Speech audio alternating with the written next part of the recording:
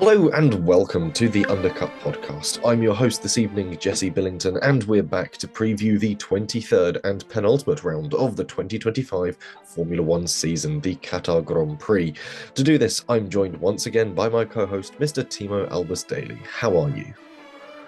Constantly checking the numbers at the top of this Google document ever since we had that slight numbering issue a few rounds ago, and me thinking, is it really 23? Yes, it is 23. Is it really? Yes. No, we're sure this time. So aside from that small stress, I'm quite good. How are you? I'm doing all right. It is good that we check, otherwise I will just Ron Burgundy through whatever's written in front of me. This So is why I double triple check now because it's happened a couple of times now, and right, damn it. That's partly on me, but also I should know that you're just going to read whatever's in front of you at this point. yeah, it is useful to check. I'll actually just screenshot that for later reference.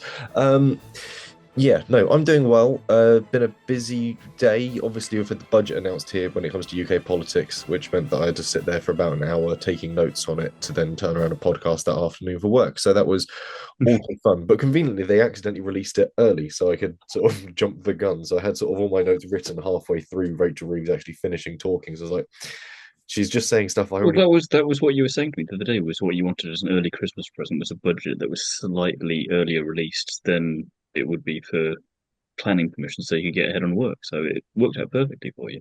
I would have liked a budget that actually meant something, but anyway, well, that's a story for a different podcast. We're immediately getting sidetracked. Back to where we're supposed to be, and we are joined by friend of the podcast, Chiara Martin. How are you?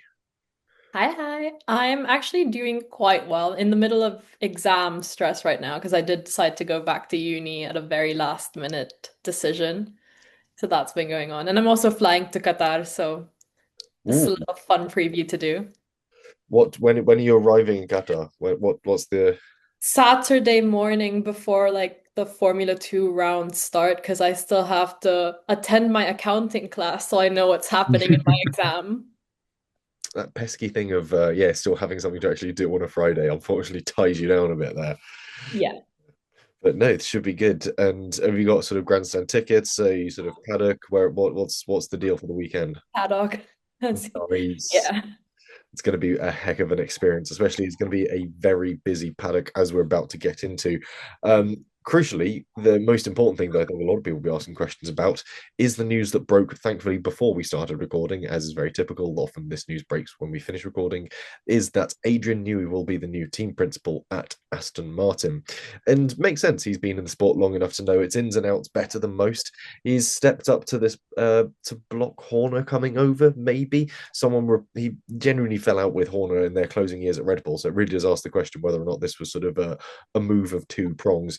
But it's a bold call, and it'll be interesting to see how it goes. In reality, if he's got the right team under him when it comes to design, I think he's going to be okay. And given the amount of names and decent designers he scalped from Milton Keynes, he's probably going to be quite confident with this move. He'll have done the groundwork for the upcoming car and its designs because he's been actually allowed to work on those since May, I think, this year. So he's had a fair while to get that car sort of under control, the designs for the 2026 rig sorted, and then leave a team that he's confident in to sort of continue working on that.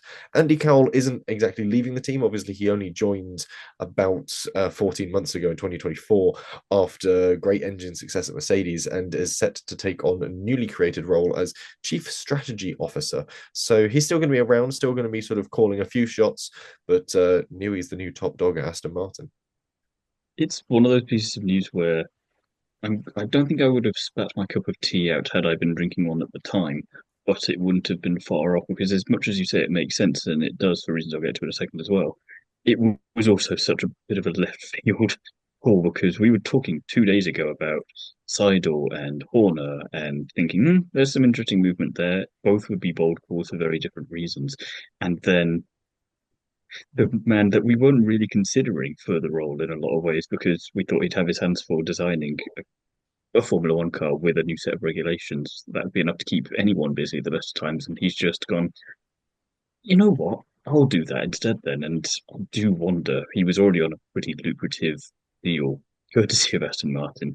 What else does he get now as kind of the bonuses associated with this, or have they had to try and figure out what to offer him that isn't financial because he's giving Lawrence Stroll's piggy bank a good run on the go here. But you're saying about it being a decision that makes sense. I was going back and forth with that because on the one hand, yes. But on the other hand, you don't want him, of all people, to get distracted with the business side, the media side. You see what McLaren have done with Seidel and Brown, and that's worked out quite well. And Alex Brundle put up a thing earlier, which I think summed it up quite nicely. It's from a competition perspective, 100% bang on.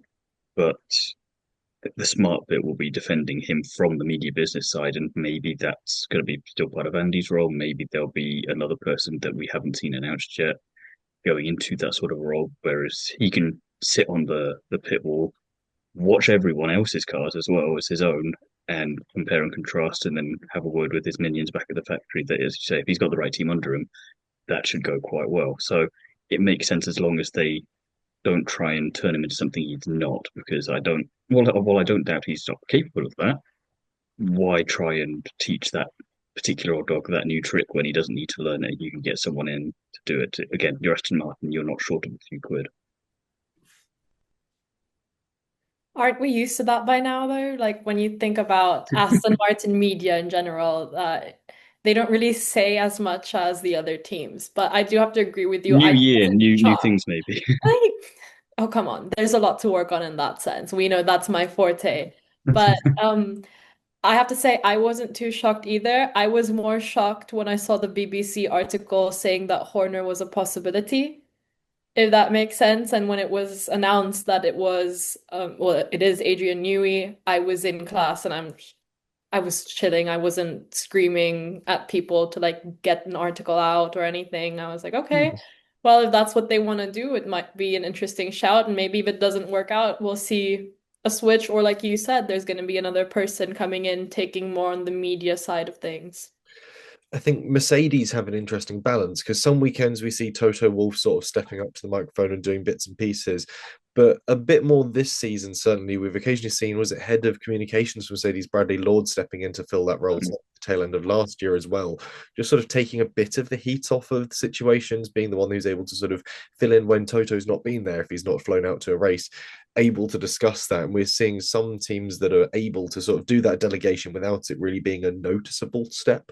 And I think Aston Martin might be able to pull this off. If you certainly think about the fact that they have now had 4 different team principals in 4 years, we criticize Alpine for doing that. I was about to say you're giving Alpine a run for the money there, aren't you? Yeah.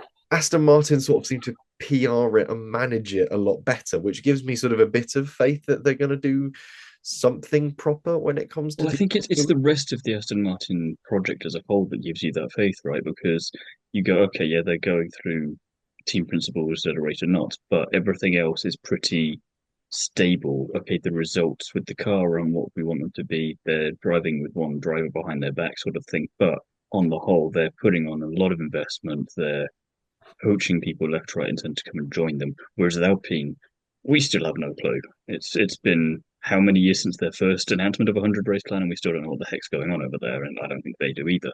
Whereas at Aston Martin, like you say, that whilst Chiara might want them to say a bit more sometimes, them saying less does do them a couple of favours here and there. And you're saying about Lord coming out as well with Mercedes this year a bit more. It's something we're seeing more and more from the F1 teams, right? I mean, we had that with Nicky when he was still at Mercedes, and we see that with Red Bull, first with Christian and Helmut, and now with Laurent and Helmut still. McLaren obviously are doing that with Seidel and Brown. So it makes sense to do that because I think these days it's harder for a team principal to do everything that they used to do in that role because of the media presence and the business side of it that's more there than it ever was, let's say, before Liberty. It was always going to ramp up in one way or another, but when Liberty got hold, it was going to obviously have more of an emphasis on the media side of it. And some teams realize sooner rather than others that, they're going to have to figure that out and how to balance that. And maybe team principal for Adrian in this case means traditional team principal rather than modern day potential team principal.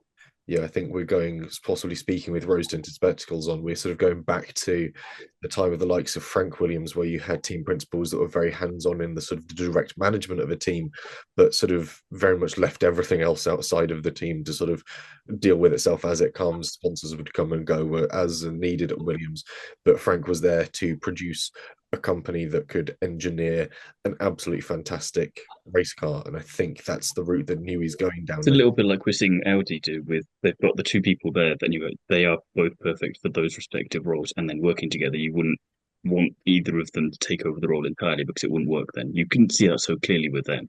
Binotto and with Mr. Wheatley as well. You've got Mm. that sort of that pairing. And again, you can have when something goes wrong with one side of the business, you have that person sort of essentially disguise the other one sort of doing something else. You can it's sort of the distraction technique for pickpocketing. It's sort of if I touch you on your elbow, you don't know something. Do the homer going back into the hedge and then the other one comes back out of it to deal with the issue. Yeah, it's a very clever strategy you could see put in employment here. But when it comes to strategy, it's something that's going to be called into question this weekend because it is another tyre-based race when it comes to the Qatar Grand Prix. Obviously, we've got a sprint race which won't be affected too hugely by the issues, but the Grand Prix is 57 laps long, and Pirelli has mandated a 25-lap maximum for the Grand Prix. This only includes racing laps, so laps to the grid, formation laps, or cool-down laps post-checkered flag won't count to that. But if you scrub in a set of tyres, that counts to the tyres degradation. That counts to the fact that you will not be able to use it for that 20 will starts that 25 lap period for that tyre. So we're going to see two stoppers at a minimum this weekend, and I wouldn't be surprised if we see a team that realizes that with a pit lane that's going to be that busy, we could see three stoppers. And Thiemo, I think you've possibly gotten bolder when it gets to the predictions as well. But yeah, Qatar will be using the hardest compounds in the Pirelli range. C1 as the hard, C2 as the medium, and the C3 as the soft. This follows on from the news that they're dropping the C6 compound for the 2026 season because it's chewing gum. It's done after a sector. It's useless at that point. So certainly not a tyre to have around Qatar. And being a sprint weekend, each driver will be supplied with two sets of hard tyres, four of medium and six of soft. Just that extra sort of batches across the ranges, certainly in the softer end, just to cope with the added racing action.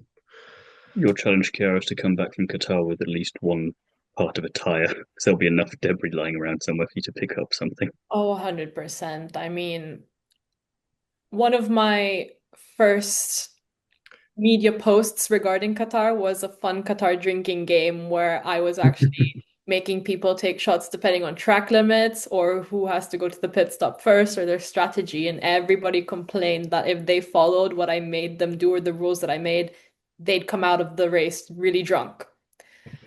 I was And thinking 2021 style blowouts every time you take a yeah, shot for that, because if it's another one of those kind of years, that'll work pretty well it was too. something I was trying to avoid, especially knowing that this could be a very vital race for certain drivers on the grid.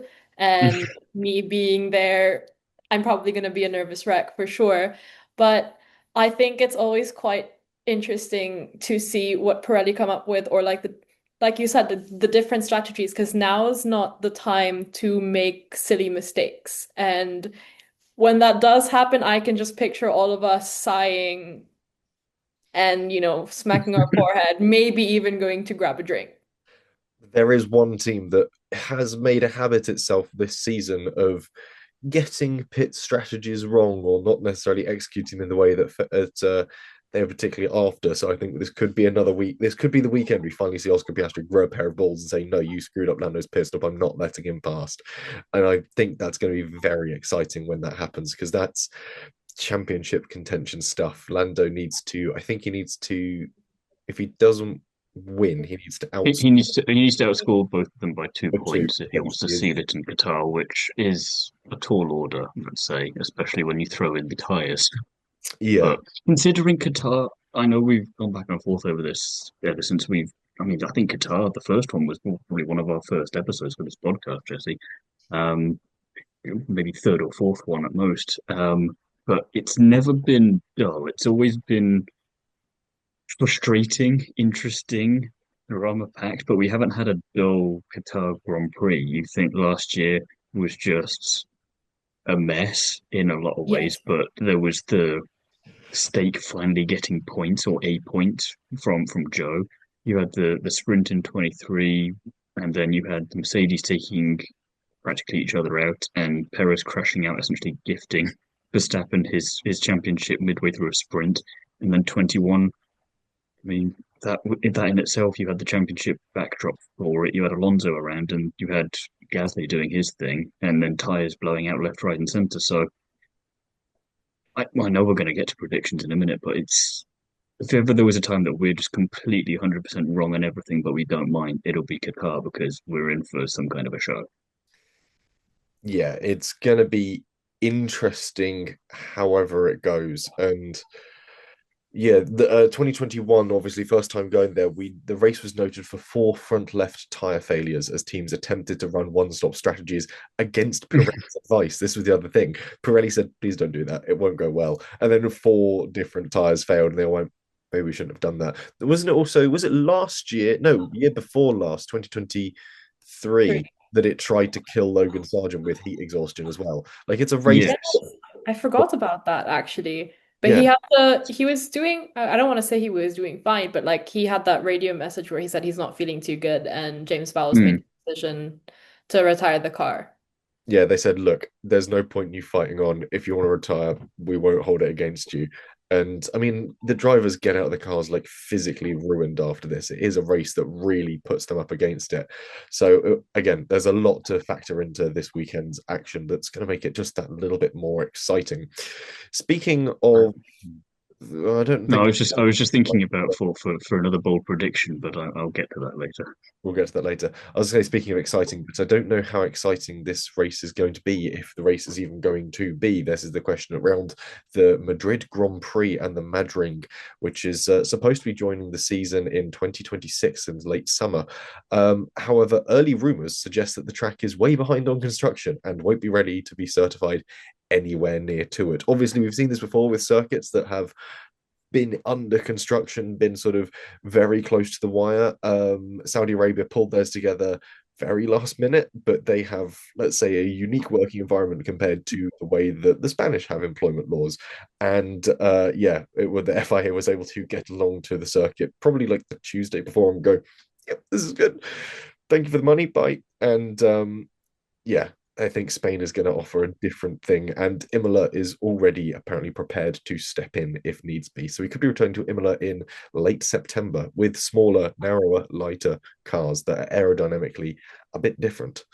And I'm not I against wouldn't that. be surprised if they did pull it together, but I wouldn't also be too mad if they didn't and I'd they rather either they dropped didn't.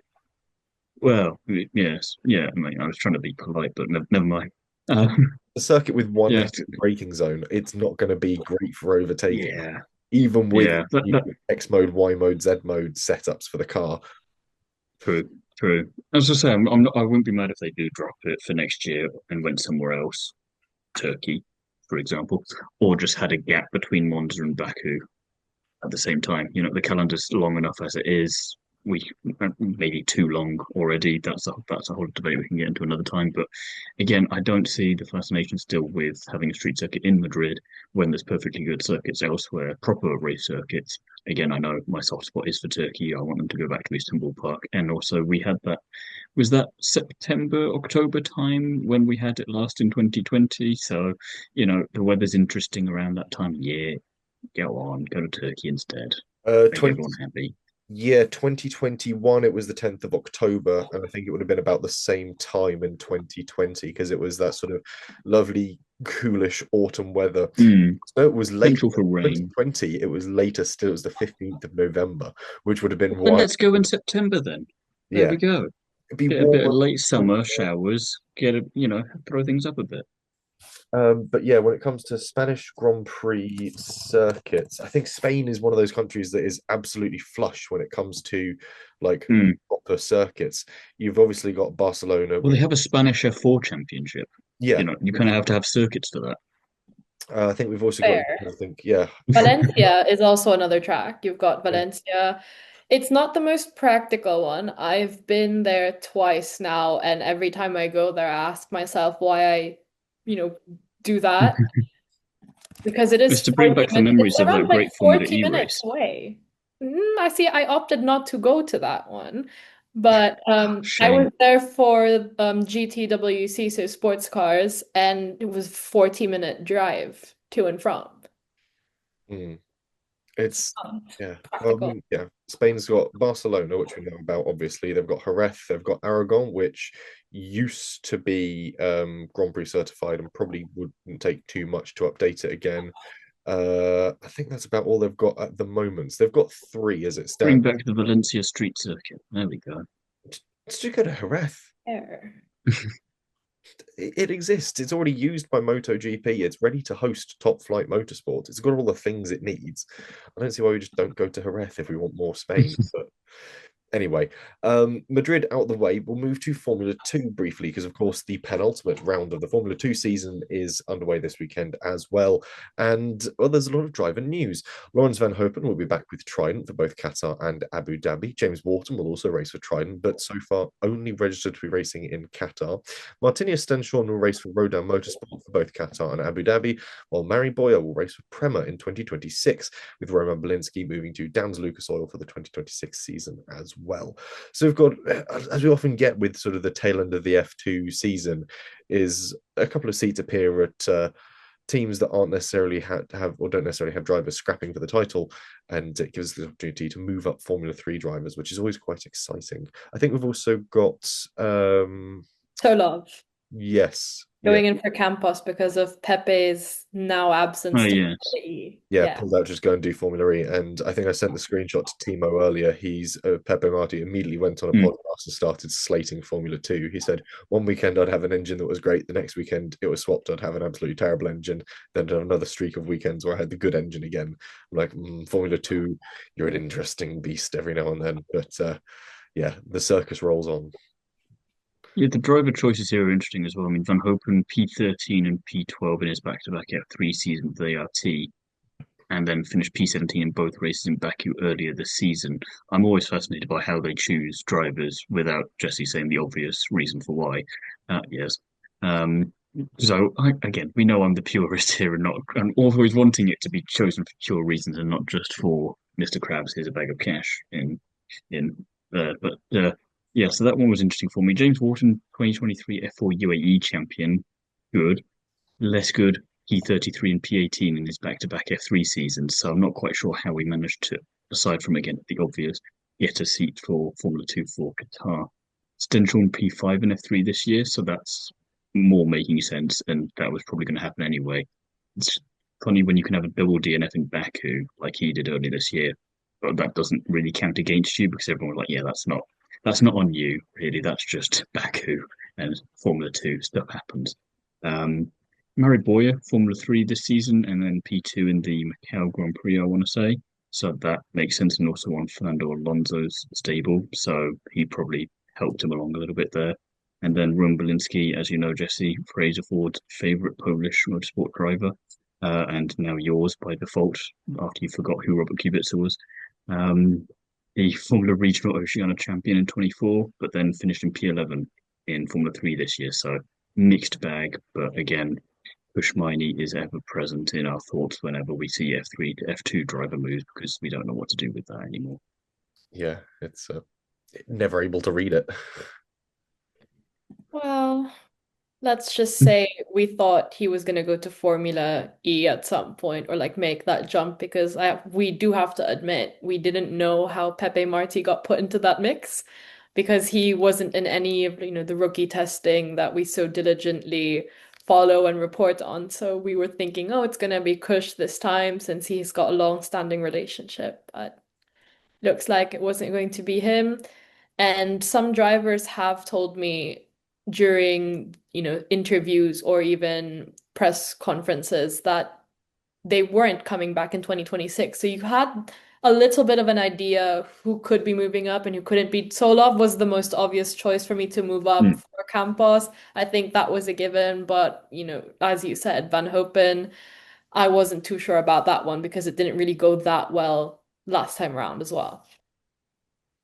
Is there anyone of those people on the list that you're looking forward to seeing in Qatar and Abu Dhabi, or are you just going to be reserved and tell us afterwards? That's exactly how I thought that was going to go.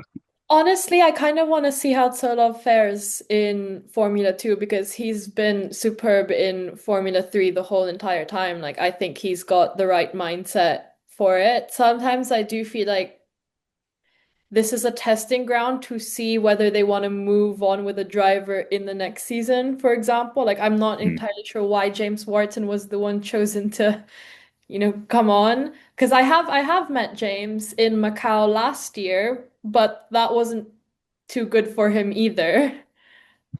Well, it was raining as usual, and we all know how Macau can be.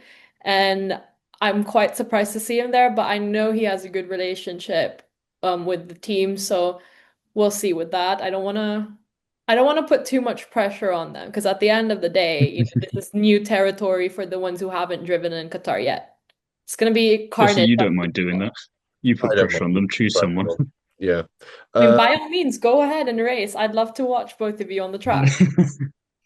I'd need to lose a little bit of weight before I can fit in an F2 chassis. I think Martinez Stenshall's going to be the interesting one here. I think there's a lot of promise with what he's got coming forwards. And I think, again, him getting these sort of couple of races to get his feet under the table, get settled, puts him in a strong position for the 2026 campaign, especially given the sort of interesting array of drivers that are going to be in that Formula 2 season. There's every reason that he needs to be sort of coming in all guns blazing, ready to really sort of show up some interesting talents. Let's not forget that sort of 2026, we're still waiting for a lot of the It's Formula it's a 2 drivers very to come out. weird crossover season. So Yeah, it's either going to give us something special or whoever is just on it because they're expecting to have to deal with a lot of competition is then just going to run away with it and go, oh, this was a lot easier than I thought it was going to be. yeah, we've got the dregs of a really good season sort of still floating around, and then we've got some interesting names sprinkled in, and then Colton Herter, and we're sort of going, My God. yeah, I don't know where we're going to go with this. So it's interesting, and again, And those are the names we know about. those are the names We we know don't about. even There's have still a lot everyone of yet. gaps. Yeah, I think I've got a few gaps that I can fill in, but I think like MP, High Tech, Prema, Dams, AR. I think Dams I can now fill in, but ART, Rodan, Trident, VAR for the 2026 season, there's still open seats, and annoyingly, it's just too big of a reasonable step to make to pull some drivers out of Formula One Academy and chuck them in. If it was Formula Three, I'd make a different argument, but Formula Two, it's just too far a step, I think, to ask drivers to sort of drag them up. But hopefully that sort of space will trickle down to Formula 3 for next season. We'll see some more interesting names emerge there. With the news out of the way, Thiemo, you have some fun facts for us ahead of the Qatar Grand Prix. Got in terms of stats because as you know, we haven't really been racing that long in Qatar, so I am a bit limited in what I can do here in the history books. But interestingly, only Hamilton and Verstappen have won in Qatar. So that obviously favours one driver over the other in particular this weekend, but does also favour one driver over another two drivers this weekend. Hamilton, Verstappen, and Russell are the only drivers on pole position, but Russell sort of inherited his because of that famous one place grid penalty for Verstappen. And Oscar Piastri has won both sprint races that have held car so far. So maybe he wins the sprint, Verstappen wins the Grand Prix. That just makes things a bit more interesting. I don't know where that leaves Norris, but that could be a fun way to go into Abu Dhabi. So, or this is the time where we can finally say Lewis Hamilton's a Grand Prix winner and he does it in Qatar. Who knows? Oh, that's a lot of predicting you're doing there. I'm getting ready for the next section. I'm I'm going all out. scared It's for your Qatar. We don't know what's next going to happen. section. There's some audacious predictions.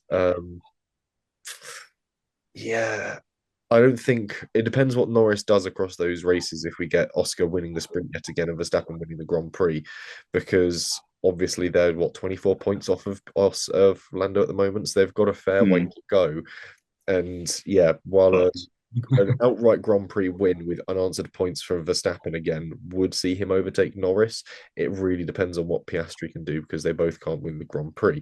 Um, I don't know. There's obviously multiple permutations where sort of Piastri gets his 8 points for the sprint, and then however many he needs to get in the Grand Prix to also essentially draw level with Norris, I assuming mean, Norris. wouldn't that be a heck of a turnaround? We come out of the weekend and Norris is in P3 and Stappen and Piastri are P1 and P2. Crashgate 2.0? 2.0, or it's sort of, Flavio? Oh, No. I see Flavio too often. Come on.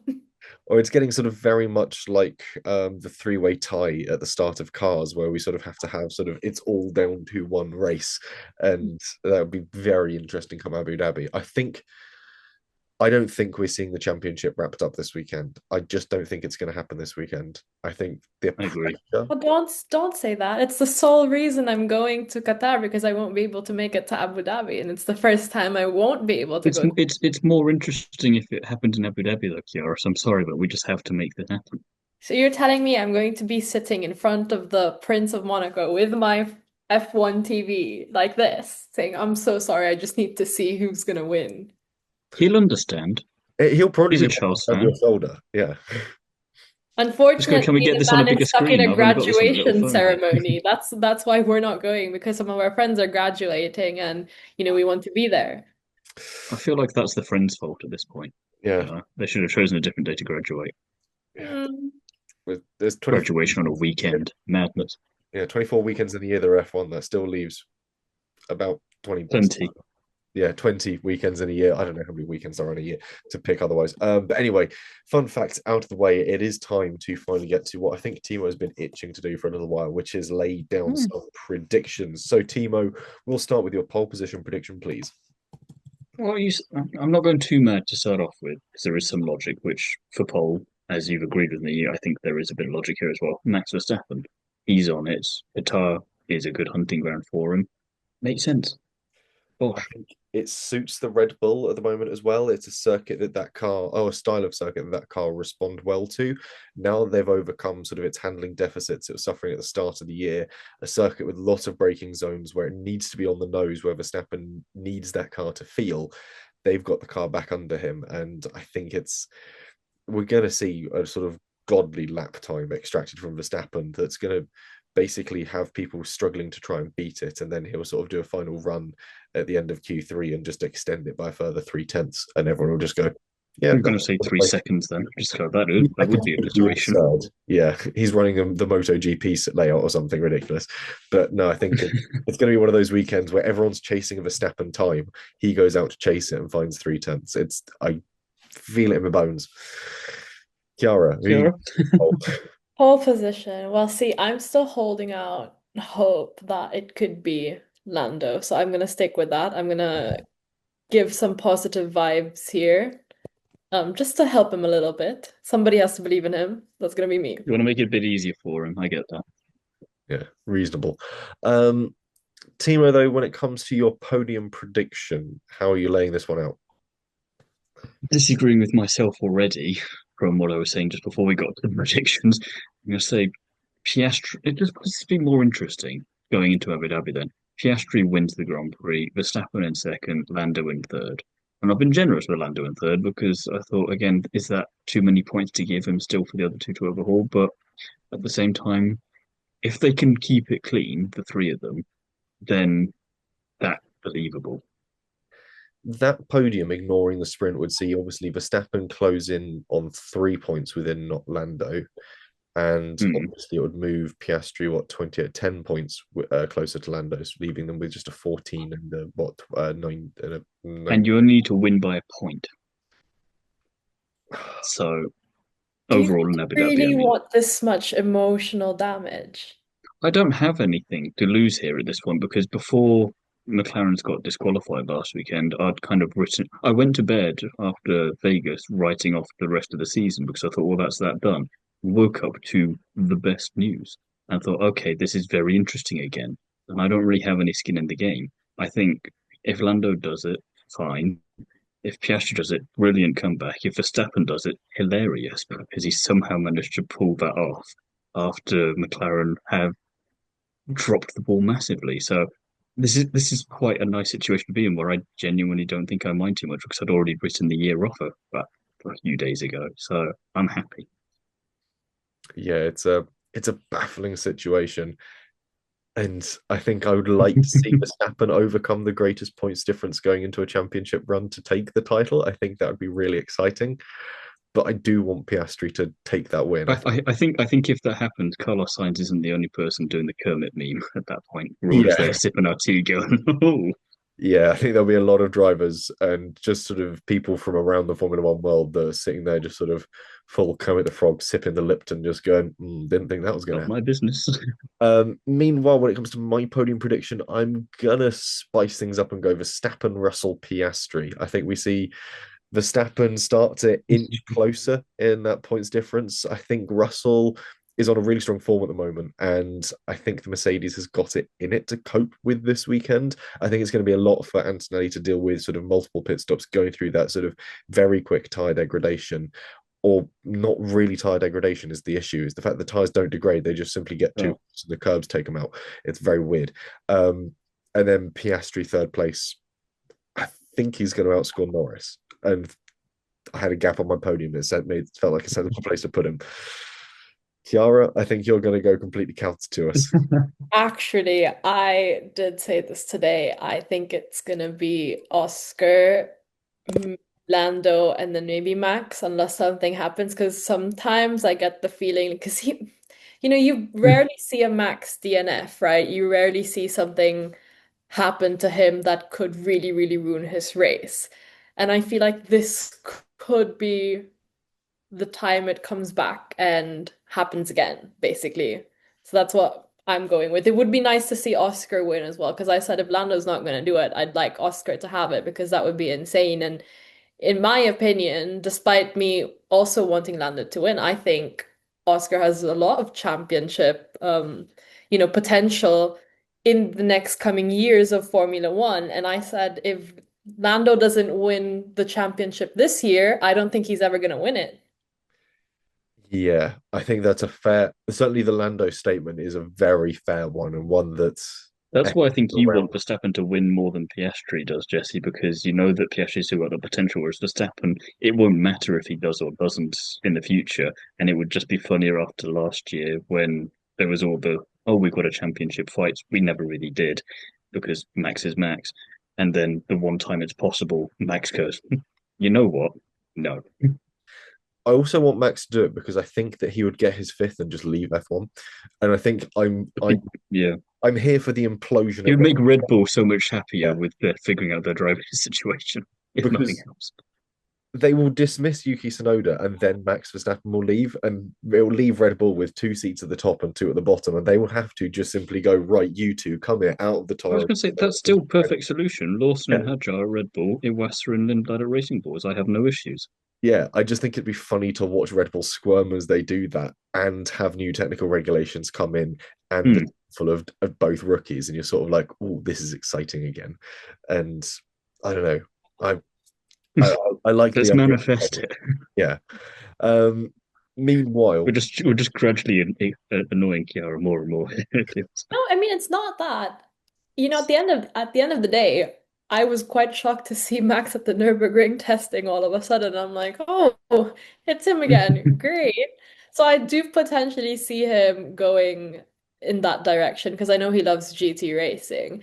But I mean, you have a point. He's got a child now, and maybe he wants to spend more time with this child. So he's probably gonna go in the direction of maybe WEC or I don't want to say IMSA because that's really across the pond, but maybe, GTWC, maybe even DTM, and he can race alongside the driver that he sponsors. That would be kind of fun. yeah, there's a lot of opportunities. He will probably eventually end up doing something like the Nürburgring 24 Hours Le Mans. He'll probably go and do Daytona on a whim in like a GT3 spec car. There's going to be some really interesting opportunities that essentially he'll be the most wanted driver on the sort of every grid possible because also the attention that he'll bring. And the one thing I don't think we'll ever see him do is go historic racing because it just doesn't have the appeal to him. There's none of the precision and cleanliness of modern GT and sport car racing that classic stuff does, which unlike the likes of Jenson Button, we're not going to see him sort of start racing Jaguar C types at Goodwood.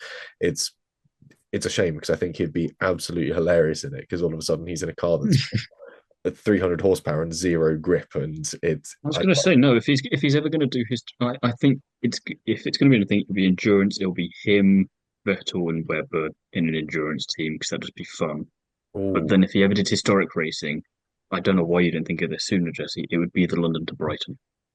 I would love. I was only thinking the other day actually because next year marks. I think it's the centenary or like the 120th. Just the speed differential, I think, is the only thing Yeah, that I think that would appeal to him because he'd just have a laugh the whole yeah. time going, "This is ridiculous." Well, this is the thing. I was thinking the other day. It's the 100. I think it's the 120th anniversary of Mercedes next year. So 1906. I think it was when they were officially founded. And I was thinking, would I be able to convince Mercedes that myself and George Russell should try and do the London like an original Mercedes Benz Patenwagen or something? Because I think You that and Antonelli, maybe.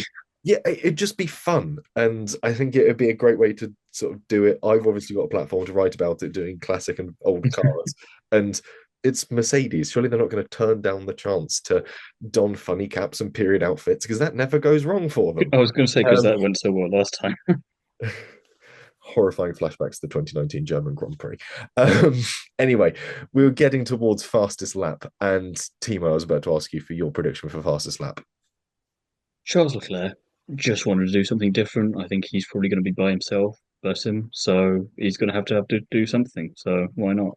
Listeners, this is an audio medium, and you will have not seen Chiara's reaction when Timo said Charles Leclerc, because honestly, I've never seen someone go, "This man is mad," before. With just facial expression. It was perfect. It's nice to be reminded.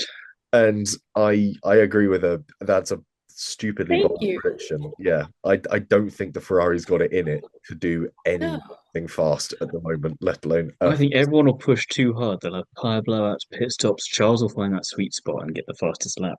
Also, fastest lap doesn't mean it's the quickest lap you've ever seen. It just means the fastest lap of the Grand Prix. yeah. We know that, but have you watched the other races? Yeah, you can't do Yes. the fastest Do lap you when To which see? I count. Have you not To which listened I to like counter. the Have you met me? audio? Have you not listened to anyone complain? Have you not seen their faces after every race? Like Charles To doesn't which even I seem too happy after a podium. you to can't get which I just fastest lap counter. lifting Have you coasting. met me? Yes, you have. So there we go. Balances out. If he does fastest lap while lifting coasting, that'll be impressive. I'm gonna go. I'm gonna. If he gets fastest lap, I'm gonna be the smuggest man on Monday. You know what I'll do? I'll ignore you. I'll give you 2 points for it if he does as well. Ooh, Which, excellent. On the which record. importantly, 2 points is all it takes for you You to, need. at the end of the Qatar Grand Prix, seal Mm. the prediction championship. Oh, I kind of want that to happen and for everything else to be wrong now, just so that's what seals it. Yeah, you get no other points in the predictions, but you get your two for Charles Leclerc fastest lap, therefore sealing your predictions championship. It won't happen because I think that Max Verstappen will get the fastest lap. I think it's bound to happen. He's got a strong record around this circuit, and the Red Bull is just untouchable at the moment. Look at where it was in Brazil. Look at where it was in Las Vegas. It's found its feet. It's back on form, and yeah, Qatar's going to be hot. Yes, it's going to be aggressive on the tires, but it's Max Verstappen. He's going to find a way around it. Which Alpine are you choosing, Kiara? Not my neighbors, but um honestly, I kind of wanted to be a rookie, so I'm gonna go with one of the rookies and I'm gonna say it's gonna be Hajar. And she's giving me looks. Hadjar is a reasonable choice, to It be is a fair, very reasonable choice. given the fact that I think in the past, what, 8 Grand Prix, I think Hadjar has outplaced at least one Ferrari more often than not. It's quite reasonable to expect him to fit slot in a fastest lap. We've seen Albon getting fastest laps more recently than we have the Ferrari in a Williams. True, true. Strange times. At least I'm not saying Carlos Sainz. I'm not falling down that hole again. Christ, that was a year and a half of waiting for Carlos Sainz to set a fastest lap for you. Um, Oh, dark I times. don't, I don't think you're getting those double points. Meanwhile, though, the final round of predictions is our wild prediction. And Timo, I alluded to you with this earlier.